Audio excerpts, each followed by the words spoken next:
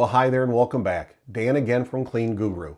Today, I just wanted to talk for a few minutes about janitorial subcontracting. So what is this subcontracting? Well, it's where a large regional or national cleaning company has landed a big contract.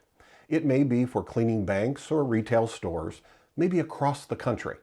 Well, they can't handle staffing and cleaning all those locations, so they turn to cleaning business owners in the towns and cities they can't do, and they subcontract the work out to them.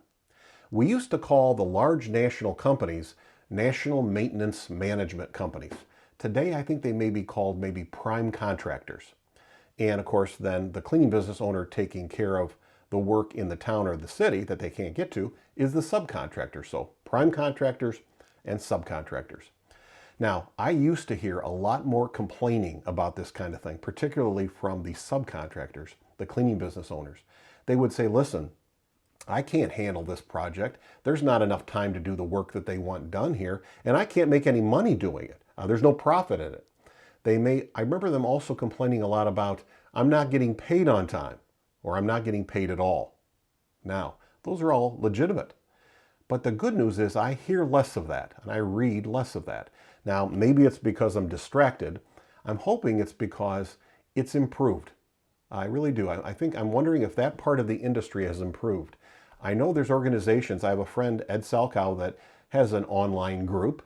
I think it's called Janitorial Subcontractors Network, something like that.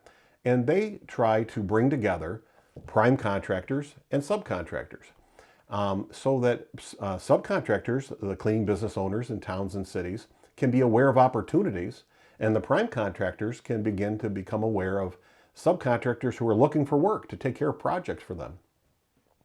I also hope that it's cleaned up the industry a little bit, maybe, because now subcontractors can steer clear maybe of the prime contractors who were had a reputation for not paying on time.